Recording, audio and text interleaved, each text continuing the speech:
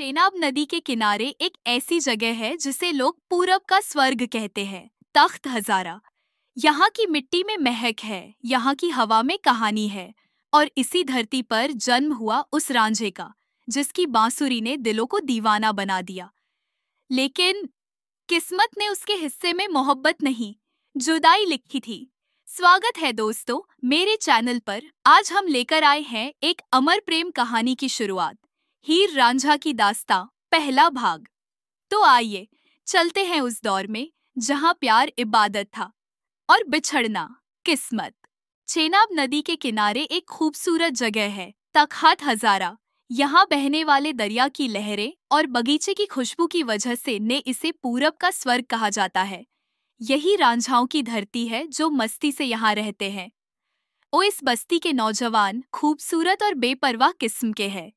वे कानों में बालियां पहनते हैं और कंधे पर नए शॉल रखते हैं। उनको अपनी खूबसूरती पर गर्व है और सभी इसमें एकन दूसरे को मात देते दिखते हैं।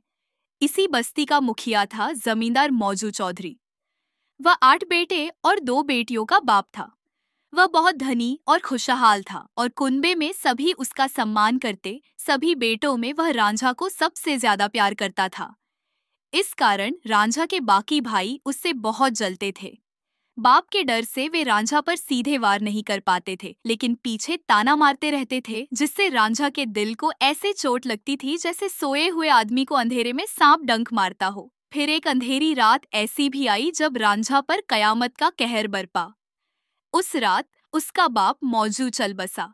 रांझा के भाइयों और भौजाइयों ने उस पर अब खुलेआम बार बार ताना कसना शुरू कर दिया। वे रांझा को कहते, आलसी बैठकर रोटी तोड़ता है और 2 आदमी के बराबर दूध पी जाता है, वो भी मक्खनों मार के। भाइयों ने रांझा से छुटकारा पाने के लिए षड्यंत्र करना शुरू कर दिया और एक योजना बनाई। रांझा के सभी भाई मिलकर जमीन की मापजोक करने वाले काजी के पास गए और उसे रिश्वत देकर अच्छी जमीनों को आपस में बांट लिया। बंजर और बेकार जमीन रांझे के हिस्से में आई। यह सब देखकर एस रांझा दुश्मनों की खुशी का तो ठिकाना नहीं था। अब वे समाज में घूम घूम कर कहने लगे कि अब रांझा को भाइयों ने जाल में अच्छा फांसा है। रांझा को भी वो अपमानित करते हुए कहते, यह आदमी खेत कैसे जोत सकता है जिसके सर पर बड्ढे बड़े बाल हैं, लेकिन दिमाग में तो दही भरा है। ऐसे आदमी कौन औरत शादी करेगी जो जिंदगी में कभी कुछ नहीं कर सकता। रांझा की बेइज्जती करने में भाई ई पीछे नहीं थे। वे कहते, उसने तो औरतों की तरह चूड़ियां पहन रखी है, दिन भर बांसुरी बजाता रहता है और रात भर गाता रहता है। अगर वह जमीन को लेकर लड़ने आता है तो आने दो, देखते हैं कि क्या कर लेता है। हम सब की ताकत के आगे वह अकेला कुछ नहीं कर सकता। रांझा भारी दिल लिए अपने बैलों को लेकर खेत जोतने चला, लेकिन उसकी आत्मा रो रही थी और धूप की तलखी उसके दक को और बढ़ा रही। खेत जोतते हुए जब थक गया तो वह छाया में जाकर लेट गया और आराम करने लगा। उसकी भौजाई साहिबा उसके लिए खाना लेकर आई और वह अपना दर्द उससे कहने लगा, भजी, मुझे खेत जोतना अच्छा नहीं लग रहा। जमीन बहुत कठोर है, मेरे हाथों में फफोले और पैरों में छाले पड्डाव आज गए हैं। पिताजी जिंदा थे तो कितने अच्छे दिन थे, जाने वे कहाँ चले गए और ये बुरे दिन मुझे देखने पड़ रहे हैं। साहिबा ताना मारते हुए बोली, वैसे तुम तो बस अपने पिता के ही दुलारे थे, माँ के लिए तुम शर्मासार करने वाले बेटे थे। साहिबा की बात सुनकर रांझा को बहुत गुस्सा आया और उसने जवाब दिया, सही कहा गया है कि औरत दगाबाज होती है।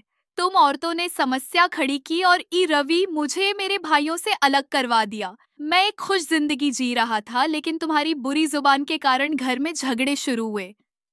तुम और इन मर्दों को उकसाती हो ताकि एक दूसरे से लड़ पड़िए। साहिबा ने उतनी ही तलखी से उलटकर कहा, तुम बहुत ज्यादा दूध और चावल खा रहे हो, इसलिए इतना घमंड दिखा रहे हो। एक तुम ही हो जो हमारे परिवार पर कलंक हो। अगर घर छोड़ दो और कुछ दिन भूखा मरना पड़ रहे तो तुम्हारी ये सारी भाषणबाजी बंद हो जाएगी। तुम आलसी हो और किसी काम के नहीं हो। तुम गांव की लड़कियों पर बुरी नजर रखते हो। गांव की औरतें हमें खुलेआम कहती हैं कि वे तुम्हारे प्यार में पड़ गई है। तुम्हारी खूबसूरती देख ये औरतें उसी तरह फंसती हैं जैसे कि मधु में मक्खियां चिपक जाती हैं। औरतें तुम्हारे पीछे दिन रात भागती है। तुम्हारे प्यार ने जाने कितने घरों को बर्बाद कर दिया है। भौजाई की जली कटी सुनने के बाद रांझा और भी गुस्से में आया और जवाब दिया, सारी दुनिया जानती है कि तुम इस गांव की सबसे झगड़ालू औरत हो और तुम डतनी खूबसूरत हो कि तुम्हारे पति को इस बात का कभी डर नहीं होगा कि कोई दूसरा आदमी तुमको भगा ले जाएगा।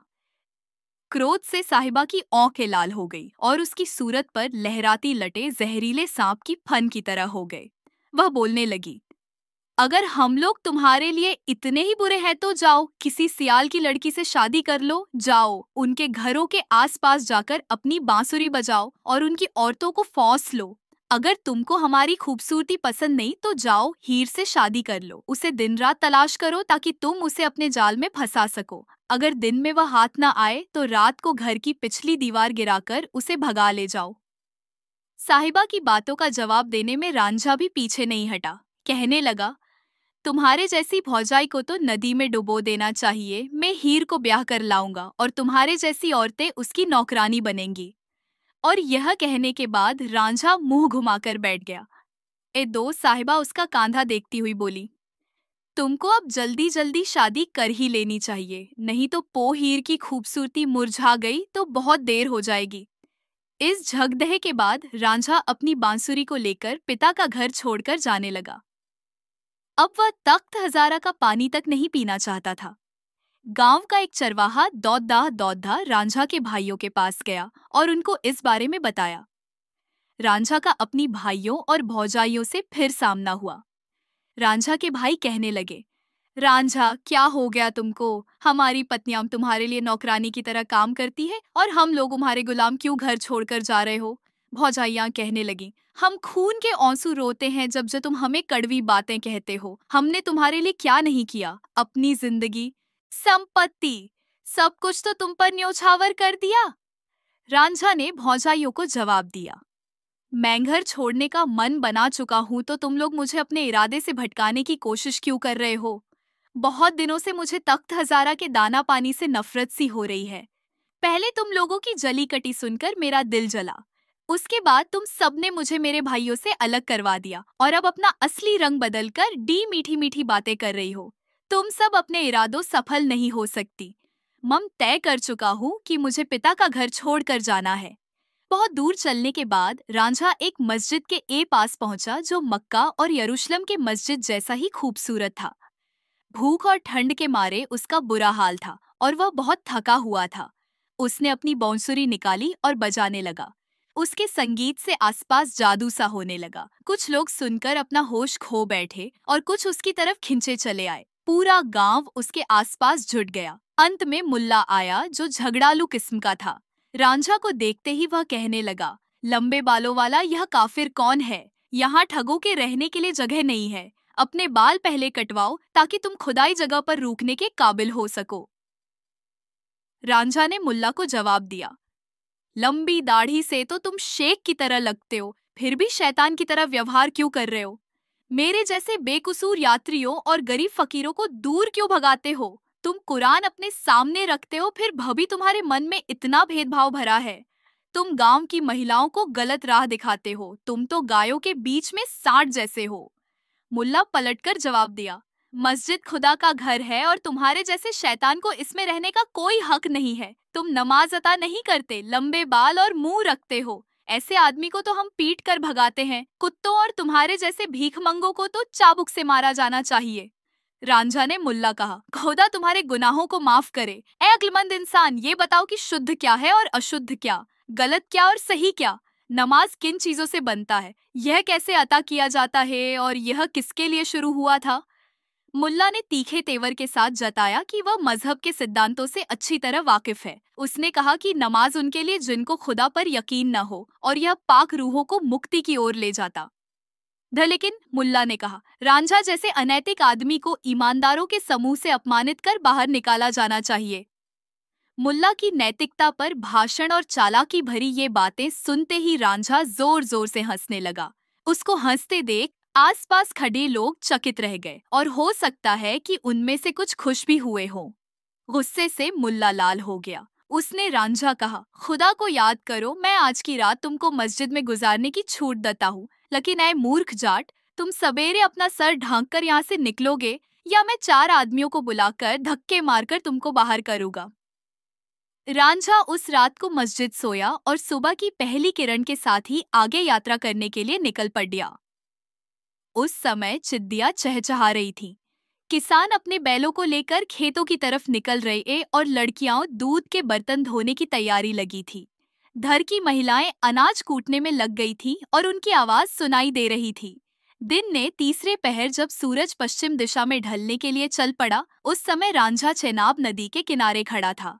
वहां कई और यात्री जमा थे जो नदी पार करवाने वाले मांझी लुडुन का इंतजार कर रहे थे। रांझा ने मांझी से कहा, ऐ दोस्त, खुदा के लिए मुझे नदी के पार करा दो। लूडन मांझी अपने तोंद पर हाथ फेरता हुआ हंसने लगा और उसका मजाक उड़ाते हुए बोला, खुदा का प्यार हमारे लिए कोई मायने नहीं रखता, हम तो पैसे के लिए नदी में नाव चलाते हैं। रांझा उससे गुजारिश करते हुए बोला, मैं एक जरूरी यात्रा पर निकला हूँ और मंजिल तक पहुँचना बहुत जरूरी है। मैं तुम्हारे नाव की पतवार चलाऊंगा, मुझले चलो। मांझी ने जवाब दिया, अपने खुदा से कहो कि वह तुम्हारे पैसे चुका दे। जो पैसे देता बस उन्हीं को मैं उस पार ले जाता हूँ, चाहे वह चोर हो या डाकू। लेकिन भिखारियों, फकीरों और जो बैठे बैठे कुत्तन की तरह रोटी तोड़ते ले, उनको भगा देता हूँ। जो जबरदस्ती नाव पर चढ़ने की कोशिश करता है, उसे हम नदी में फेंक देते हैं, चाहे वह पीर का बेटा वारिस ही क्यों न हो। बिना कुछ लिए हम नदी पार नहीं कराते। आखिरकार रांझा मांझी की बातों को सुनकर परेशान हो गया और कोने में जाकर बैठ गया। उसने अपनी बांसुरी निकाली और महबूब से जुदाई के गीत का धुन बजाने लगा। उसकी आंखों के किनारे से आंसुओं के गर्म झरने गिर रहे थे और लग रहा था कि दुर्भाग्य ने उसे घेर लिया है। बांसुरी की विरह राग सुनकर सभी मर्द और औरत नाव से उतरकर रांझे के आसपास बैठ गए। लूडन की दो बीवियां रांझे के पांवों को दबाकर सेवा करने लगी। मांझी लूडन ये सब देखकर गुस्से से लाल हो गया और बोलने लगा, यह युवक कोई जादूगर है, इसने तो मेरी बीवियों को अपने वश में कर लिया है। हमें इस जाट के जाल से बचाओ, यह हमारी औरतों को भटकाकर ले जाएगा। रांझा की बांसुरी ने ऐसा जादू किया था कि लोगों ने लूडन की बात पर ध्यान ही नहीं दिया। बांसुरी बजाते बजाते जब रांझा चार दिल को थोड़ी राहत मिलने लगी, तो उसने आसपास घेरे लोगों को नजरअंदाज करते हुए अपना जूता उठाया और नदी के पानी में उतरने लगा। उसे ऐसा करते देख लोग कहने लगे, नहीं नहीं, नदी मत उतरो, चेनाब की धार गहरी और बहुत तेज है, इसकी गहराई को कोई नहीं माप सका, एक क्षण में यह नदी जान ले सकती है। लुडुन की बीवियों ने रांझा के कपड़े का छोड़ पकड़ लिया और उसे लौटने को कहने लगी, लेकिन रांझा ने सबसे कहा, जिसकी जिंदगी कष्ट में हो वह मर जाए, यही सही होगा। वे खुशनसीब हैं जिनसे उनका घर बार नहीं छूटता। मेरे माँ बाप नहीं रहे तो भाइयों मुझे दुख देकर घर से निकाल दिया। रांझा ने अपने कपड़ियों को सर पर रख लिया और अपनी आत्मा को मजबूत करते हुए नदियों के खुदा का नाम लिया और पानी में चलने लगा। लोग उसकी तरफ दौड़े और उसे पकड़ वापस ले आए। लोग उसे जोर जोर से कहने लगे, भाई मत जाओ, निश्चित रूप से तुम नदी में डूब जाओगे, हम तुमको अपने कांधों पर ले चलेंगे। सब तुम्हारे सेवक हैं और तुम हम सबके प्यारे हो। रांझा के बांहों को उन लोगों ने पकड़ा और खींचकर नाव पर लाया। नाव पर लाकर रांझा को सबने हीर की गद्दी पर बिठा दी। रांझा गद्दी की खूबसूरती देखकर इसके बारे पूछने लगा तो लोगों ने बताया कि यह एक बेहद खूबसूरत लड़की इस पर बैठती है। वह मीर चूचक की बेटी है। महाताब से भी ज्यादा चमकता हुस्न है उसका। उसके हुस्न के कयामत से परियों की रानी तक खौफ खाती है। एक बार जो उसके जादू गिरफ्तार हुआ, वह धरती पर आवारा हो गया। वह सियालों के लिए गर्व करने की चीज है। उसका नाम हीर है। रांझा ने बिना किसी भेदभाव के बद्दाहे छोटे, अमीर, गरीब सबसे उस गद्दी पर बैठने की गुजारिश की। वे सब रांझा के आसपास उसी तरह बैठ गए जैसे कि शम्मे को चारों तरफ से परवाने घेर लेते हैं। अब लुडुन रांझा को उस पार न ले जाने की बात को याद कर पछता कर रहा था। वह कहने लगा, मुझे डर लगने लगा था कि कहीं यह डाकू बांसुरी के जादू से मेरी बीवी को लूट कर न ले जाए। नाव पर लोग रांझा से उसकी जिंदगी के बारे में पूछने लगे। कहाँ से आए हो? घर क्यों छोड़ दिया? तुम तो बड़े कमजोर दिख रहे हो, क्या किसी ने तुमको कुछ खाने पीने को नहीं दिया? रांझा ने सबको अपनी पूरी कहानी सुनाई और कहा, मैं अपने माँ बाप का दुलारा था, लेकिन खुदा को यही मंजूर था जो अब मेरे साथ हो रहा है। नाव के उस पार जाने के बाद लोग गांवों में रांझा का किस्सा सुनाने लगे। उसके बांसुरी के जादू के बारे में सबको बताने लगे।